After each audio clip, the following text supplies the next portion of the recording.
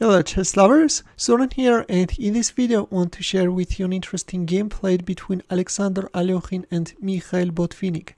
This is their first ever encounter, which happened in 1936 at the famous Nottingham tournament.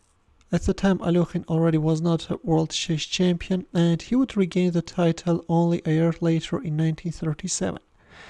In this game Alekhine had white pieces and he opened up with e4, to which the future world chess champion answered with Sicilian defense, Nxd4 D6, D4. Here is what Alekhine writes: on other occasion I would probably have played B4, a sacrifice for which white in this particular position has to my mind sufficient strategical reasons. But playing for the first time with the Soviet champion, for whose play I have the greatest appreciation, I did not like the idea of being accused of overweening confidence, undue boldness, or of such things as underestimating, bluster, etc. That's why instead of this wing gambit, we see a standard open Sicilian d4. C takes d4, knight takes d4, knight f6, knight c3, g6. Botvinnik is going for the dragon variation, which leads to a very sharp game. Bishop e2. In return, white is choosing the classical variation. Bishop e3, knight c6, knight b3, bishop e6, f4. Already white is ready to meet d5 with e5, and after black's castling kingside, this time Alekhine made a very aggressive move and he played g4.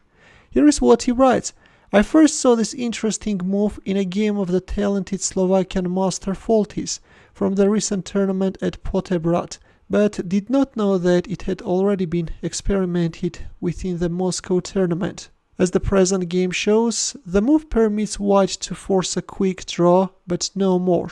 So if we take a look, we can see that white is acquiring a very aggressive strategy. Of course, this classical variation is not as aggressive as Yugoslav attack, but even in this case, sharp double-edged positions no one cancelled.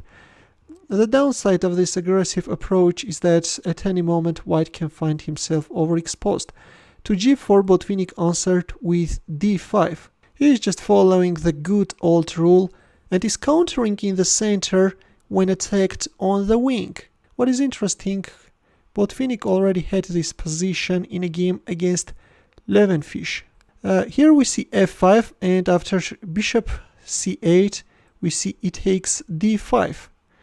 Knight b4, black is coming after the sacrificed pawn, and d6. In here modern theory recommends bishop f3, and if g takes f5 then a3, if f takes g4 then bishop g2. For example, in 2019 this was the line seen in a game played between Ivanchuk and Cheporinov. Instead, in the game we see d6, with which white is trying to disrupt the coordination among black pieces. Queen takes d6. What is interesting in his analysis, Alekhine is making a mistake and says that e takes d6 is not good because of g5 followed by f6, but Stockfish found a nice refutation. To g5, black can answer with rook e8. If g takes f6, then rook takes e3, and then queen h4 check, and suddenly white is just getting a lost position. This exposed king has no chance of surviving. In the game we see queen takes d6. This is actually a very bold move which requires a heavy analysis, and on this move Botvinnik spent 20 minutes. Here comes bishop c5 with a double attack. Of course you can go for the exchange of queens and then move back your knight on c6, but Botvinnik found a more interesting continuation, a sharper one, and he played queen f4. He's protecting the knight, and also from the king side the queen is going to harass this king. Here comes rook f1.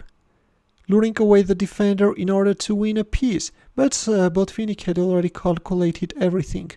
Bishop takes b4 and knight takes g4. The second knight sacrifice follows, and sorry for disappointing you, but the thing is that this doesn't give black much. This is only forcing a perpetual check. Already queen g3 can be a nice threat, that's why white accepted the knight sacrifice, and we have queen g3 check. rook f2. Of course, not king d2, because in this case bishop h6 can allow black to win. That's why white covered his king with the rook, and queen g1 check. Rook f1, queen g3, and in here the players agreed to draw in view of a perpetual check. If rook f1, then queen g3, and a threefold repetition is on the board.